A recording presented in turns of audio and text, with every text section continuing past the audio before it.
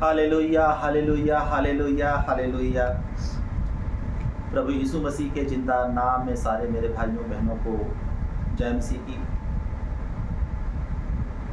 प्यारे दोस्तों, प्यारे मित्रों, मेरे भाइयों मेरे बहनों, आज के समय में जहां हर तरफ दुख ही दुख, संताप, गरीबी, क्लेश, लड़ाई झगड़ा, समस्याएं, कर्ज, तलाक, केस मुकदमा, बीमारियां, तमाम चीज़ों से लोग ग्रसित हैं। जीवन में शांति नहीं है, पीस नहीं है। लोग अंदर ही अंदर अपनी ही आग में तड़प रहे हैं। घर में शांति नहीं है, लड़ाई है, झगड़ा है, तमाम मुसीबतों से लोग जूझ रहे हैं। ऐसे में जो प्रभु के अनुयायी हैं, प्रभु के जो विश्वासी हैं, वचनों को पढ़ने वाले हैं, बाइबल में लिखी हुई आज्ञाओं को, जो प्रभु के जिंदा वचन हैं, उन आज्ञाओं को अपने जीवन में पूरा करते हैं। दुष्ट आत्मा से उनका युद्ध है, रात दिन की लड़ाई है। दुष्ट आत्मा को अपने जीवन में नहीं आने देते हैं, तो उनकी लाइफ ब्लेस रहती है। तो प्यारे साथियों, मेरे भाइयों मेरी बहनों, बहुत ज़रूरी है कि हमें एक आत्मिक युद्ध लड़ना पड़ेगा शैतान से।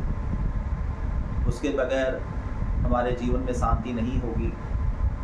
अगर जीवन में शांति चाहिए तो प्रभु का स्पर्श, प्रभु का साथ जरूरी है, और उसके लिए पवित्र आत्मा का सहयोग बहुत ज़रूरी है।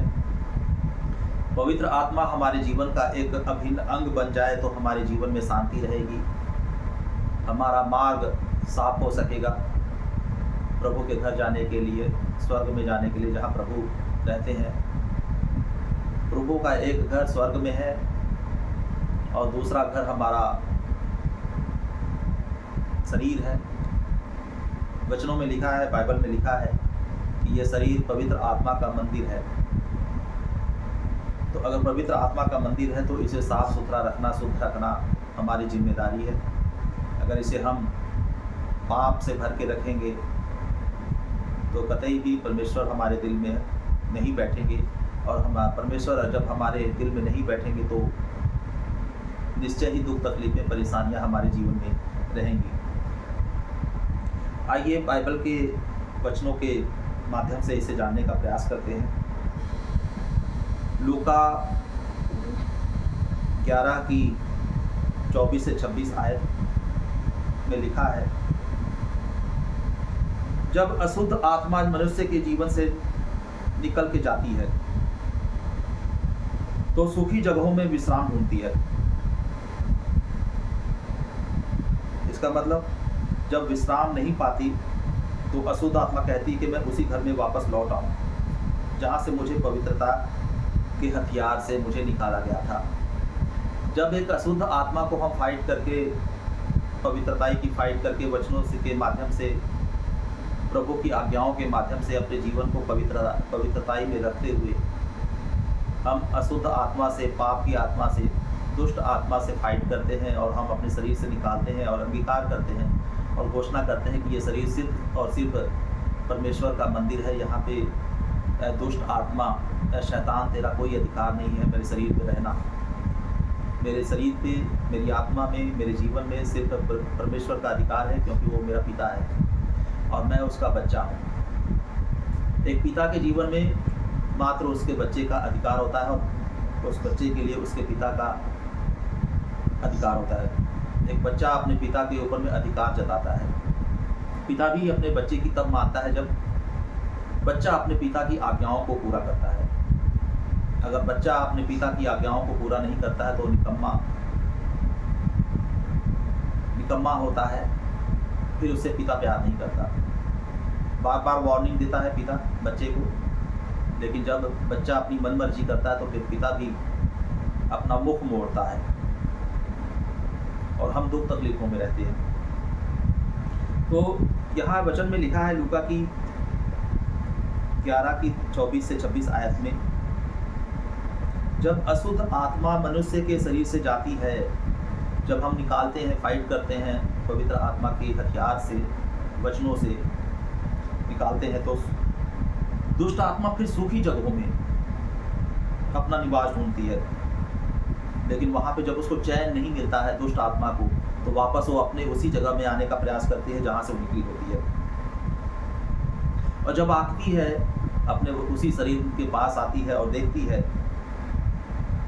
कि वो शरीर कितना सजा संवरा है, कितना आत्मिक है, कितना फलवंत है, कितना साफ सुथरा है, कितना झाड़ा फूरा है, ये वचन में लिखा है, तब वह जाकर के अपने से पावरफुल 7 और दुष्ट आत्माओं को, बुरी आत्माओं को लेकर के आती है। पवित्र वचन में लिखा है 26 में, लूका की 11:26 में लिखा है, तब वह जाकर के अपने से बुरी 7 आत्माओं को अपने साथ लेकर के आती है और वे उसमें बैठ करके वास करती है। बैठ करके मतलब ढीठ बन करके। और 7 बुरी आत्माएं कौन सी हैं? बहुत सारी हैं बुरी आत्माएं, 7 गिन सकते हैं आप।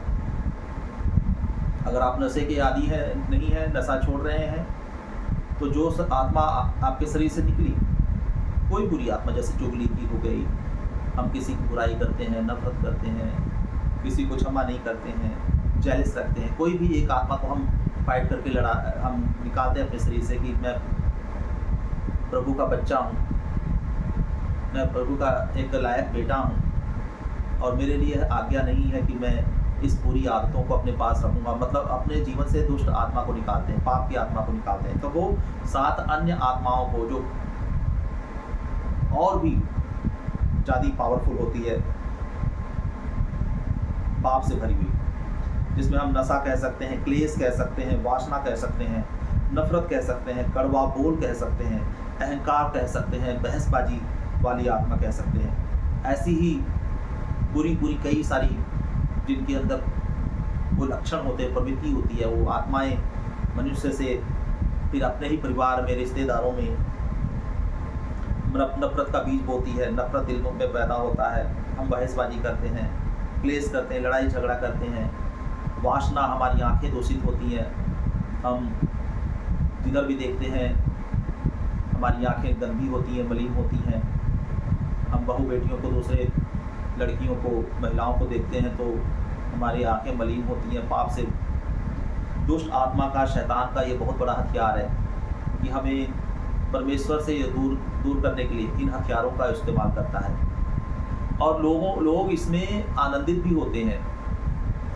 कुछ लोग पवित्र आत्मा में भर के परमेश्वर की महिमा करके, स्तुति करके, प्रशंसा करके, नाचते गाते हुए आनंदित होते हैं। लेकिन कुछ लोग मदिरा का सेवन करके, शराब का सेवन करके हवस का शिकार करते हैं, लड़ाई झगड़ा करते हैं, क्लेश करते हैं, जुआ खेलते हैं, तमाम पाप पे खुद फंसे रहते हैं और उनको ऐसा लगता है कि मैं वहाँ खुश हूँ।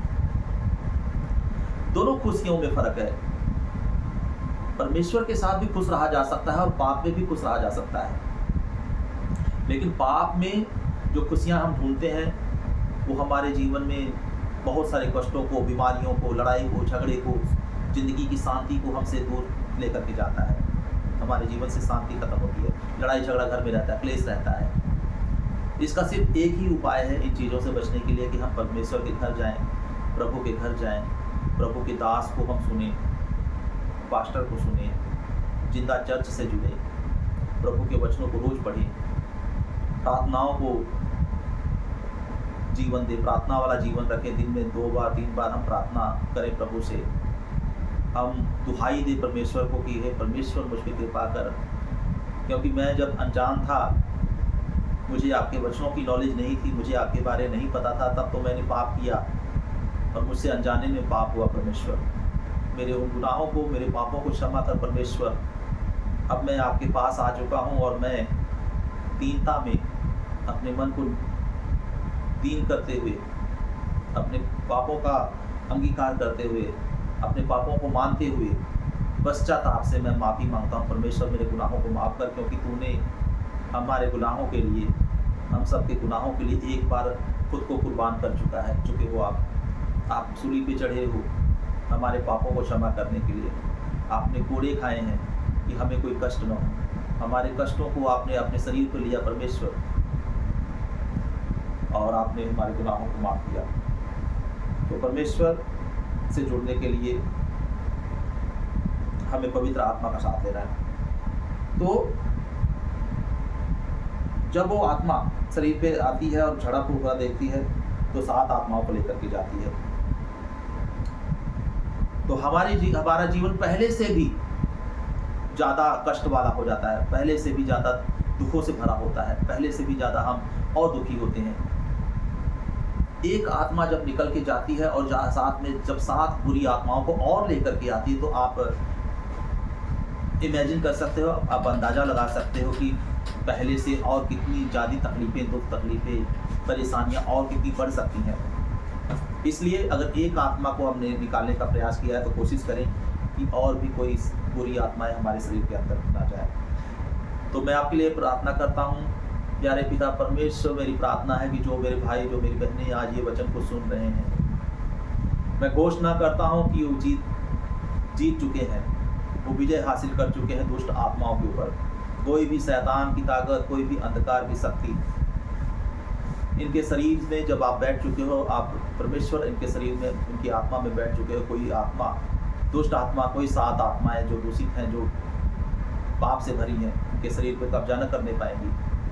मैं घोषणा करता हूं कि आज से आप आत्मिक युद्ध जीत पाएंगे और कोई भी पापी आत्मा आपके आसपास भी भटक न पाएंगी। आप जीतने की कगार पे और आज जीत चुके हो। आप घोषणा करो कि मैं दुष्ट आत्माओं से जीत चुका हूँ। मेरा शरीर पवित्र आत्मा का मंदिर है और मेरे शरीर में सिर्फ परमेश्वर का वास रहेगा, परमेश्वर का घर रहेगा। मेरे जीवन में शांति रहेगी, मेरे जीवन में कोई भी लड़ाई झगड़ा, केस मुकदमा, कर्ज मेरे जीवन का हिस्सा नहीं है। मैं घोषणा करता हूँ आज से आपके लिए कि पिता परमेश्वर आपके जीवन में शांति देगा और किसी तरह की कोई भी दुष्ट आत्मा आपके आसपास, आपके जीवन, आपके परिवार, आपकी फैमिली, आपके बच्चों के, आपके फाइनेंस के आसपास से भी होकर के नहीं गुजरेगी। आपकी अगुवाई पवित्र आत्मा करेगा, आपके जीवन का प्रकाश पवित्र होगा, क्योंकि जीवन की ज्योति, क्योंकि पूरे संसार की ज्योति परमेश्वर है और जिसके साथ में ज्योति है वो कैसे अंधकार में रह सकता है। आप प्रकाश में चलोगे, आप अंधकार के वारिस नहीं हो, आप प्रकाश के वारिस हो।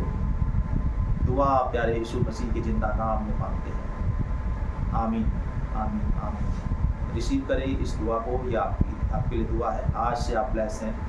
सारे को जय मसीह की, सारे भाइयों को, बहनों को जय मसीह की। हालेलुया।